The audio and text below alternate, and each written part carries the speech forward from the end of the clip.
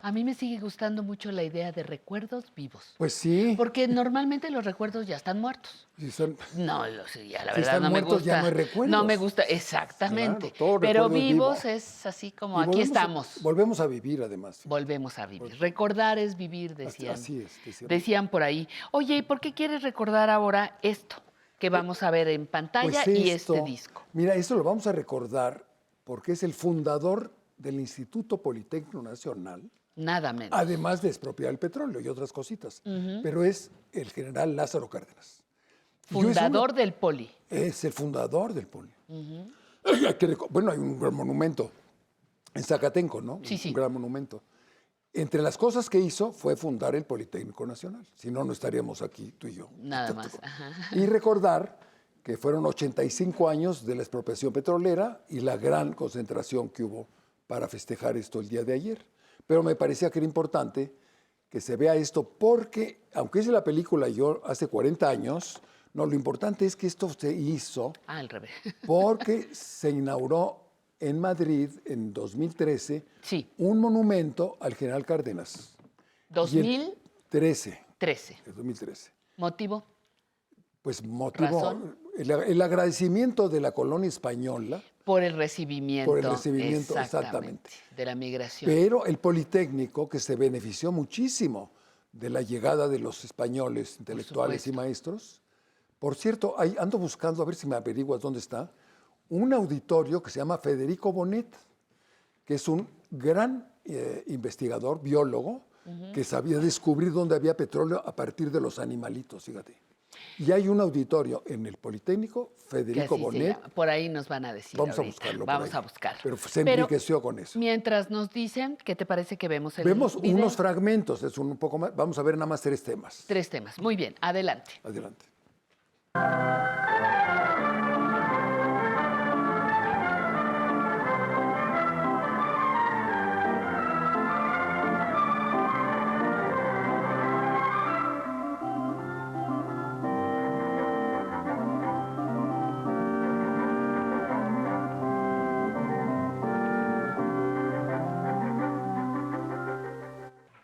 En México, durante el gobierno de Lázaro Cárdenas, el 18 de marzo de 1938, se decretó la expropiación del petróleo para que éste fuera aprovechado por los mexicanos. En 1937, el Sindicato de los Trabajadores Petroleros, exigiendo un salario justo y la firma de un contrato colectivo, emplazó a huelga a las compañías extranjeras que explotaban el petróleo mexicano. Se inició un conflicto legal que llevó el litigio a la Junta de Conciliación y Arbitraje. Este dictó sentencia en favor de los trabajadores. Las empresas petroleras no quedaron conformes con la resolución de la Junta y acudieron en demanda de amparo ante la Suprema Corte de Justicia de la Nación. El día 3 de marzo del año siguiente, nuestro más alto tribunal negó el amparo solicitado. Los propietarios de las empresas petroleras, con el apoyo de sus gobiernos, no quisieron acatar las leyes mexicanas y se declararon con prepotencia en rebeldía. Los pueblos que aman su independencia y su dignidad encuentran siempre el camino para hacer triunfar su derecho. En el mes de marzo de 1938 se irguió la nación en la figura del general Lázaro Cárdenas para decir al capital y a las empresas que se creyeron dueñas de nuestro destino que si bien México tiene un profundo respeto por las normas del derecho internacional, sabe también exigir que se respete su derecho. El día 18 de marzo, el general Cárdenas expidió el decreto que expropió los bienes de las compañías petroleras. Considerando que es del dominio público que las empresas petroleras que operan en el país y que fueron sentenciadas a implantar nuevas condiciones de trabajo por el grupo número 7 de la Junta Federal de Conciliación y Arbitraje el 18 de diciembre último, expresaron su negativa a aceptar el auto pronunciado, no obstante de haber sido reconocida su constitucionalidad por ejecutoria de la Suprema Corte de Justicia de la Nación, se declaran expropiados por causa de utilidad pública y a favor de la nación, la maquinaria, instalaciones, edificios, oleoductos, refinerías, tanques de almacenamiento, vías de comunicación, carros tanques, estaciones de distribución, embarcaciones y todos los demás bienes muebles e inmuebles de propiedad de las empresas que a continuación se enuncian. Compañía Mexicana de Petróleo El Águila, Sociedad Anónima. Compañía Naviera San Cristóbal, Sociedad Anónima. Compañía Naviera San Ricardo, Sociedad Anónima. Huasteca Petroleum Company. Sinclair Pierce Oil Company. Richmond Petroleum Company. California Standard Oil Company. Compañía Petrolera El Agui, Sociedad Anónima. Compañía de Gas y Combustible Imperio. Aquel 18 de marzo, el presidente de la República hizo esta escueta anotación en su diario. Dirigí en Palacio Nacional un mensaje a la nación, participándole el paso trascendental que da el gobierno de México, reivindicando la riqueza petrolera que explotaban empresas extranjeras. He hablado al pueblo pidiendo su respaldo, no solo por la reivindicación de la riqueza petrolera, sino por la dignidad de México, que pretenden burlar extranjeros que han obtenido grandes beneficios de nuestros recursos naturales y que abusan considerándose ajenos a los problemas del país. Con voluntad y un poco de sacrificio del pueblo para resistir los ataques de los intereses afectados, México logrará salir airoso. Y para ello, confío en la comprensión y patriotismo de todos los mexicanos.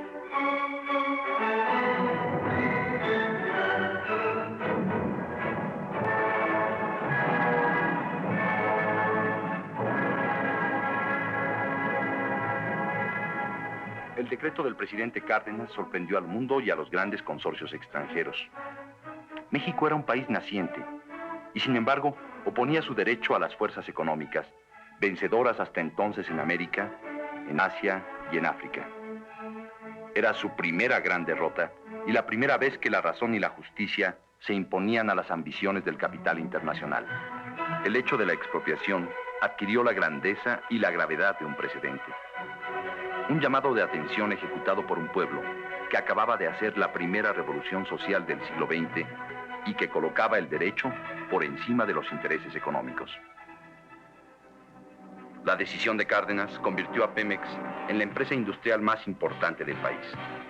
Petróleos Mexicanos produce la casi totalidad de la energía que consume México. Provee la mayor parte de las divisas que ingresan a la nación y aporta más de la tercera parte de los ingresos del gobierno federal.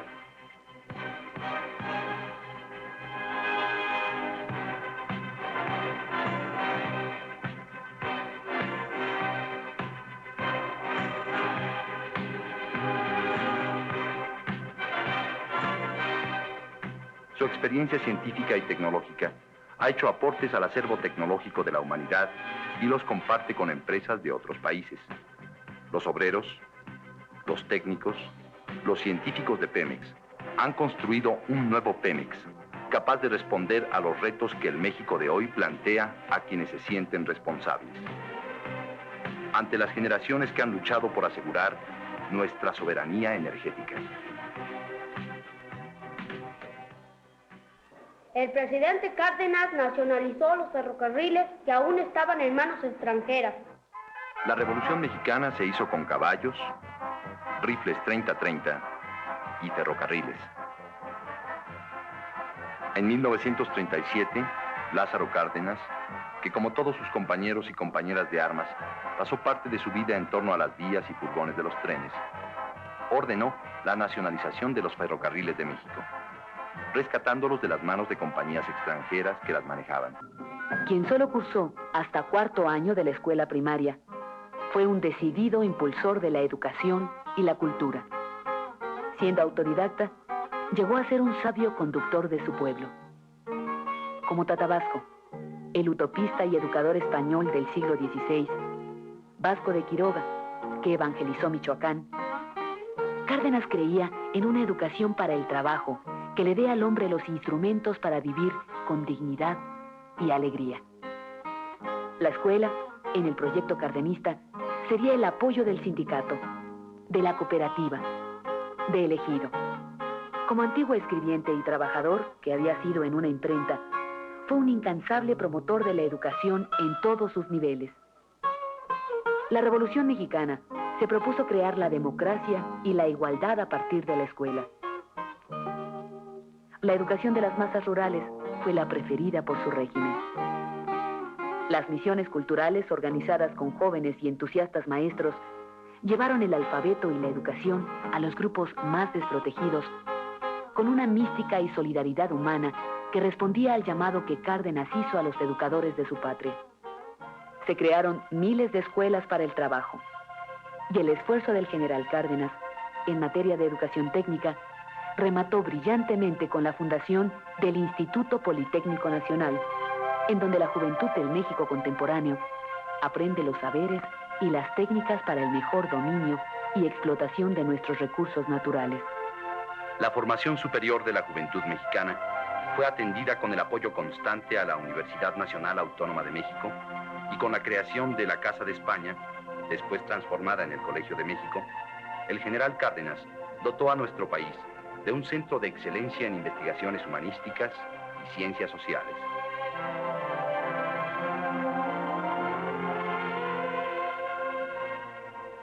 El 19 de octubre de 1970, a los 74 años de edad, termina la vida del infatigable luchador.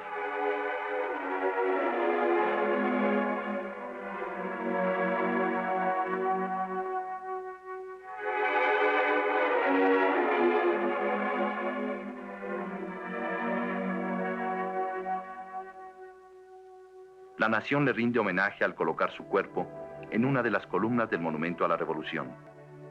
De esa revolución que él mantuvo viva y de la que fue uno de sus principales pilares.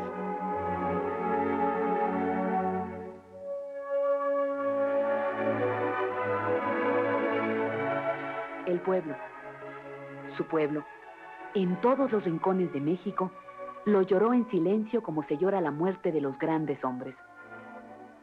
De los bosques que él plantó y tanto amó, de las fábricas, de las milpas, de la tierra que entregó, surgió el pueblo para despedir a su tata, a su guía, a su educador, a su esperanza.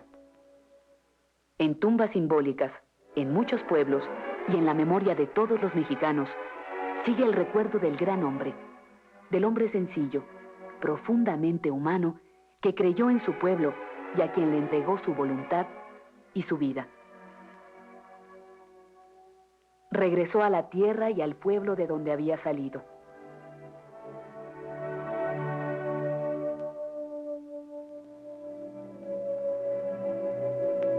La lección de valor y dignidad que fue su vida ilumina la historia de México.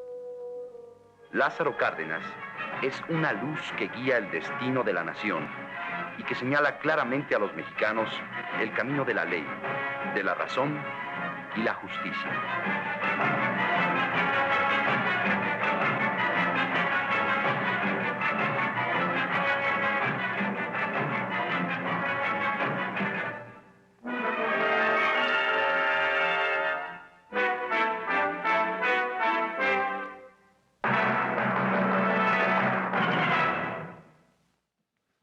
Pues muchísimas las aportaciones. Si en este resumen que haces, digo, con un enfoque específico, empezamos a sacar ahorita cuántas cosas. ¿Cuántas cosas? Que al paso del tiempo ahora sí que la historia te juzga, la historia te pone en tu lugar.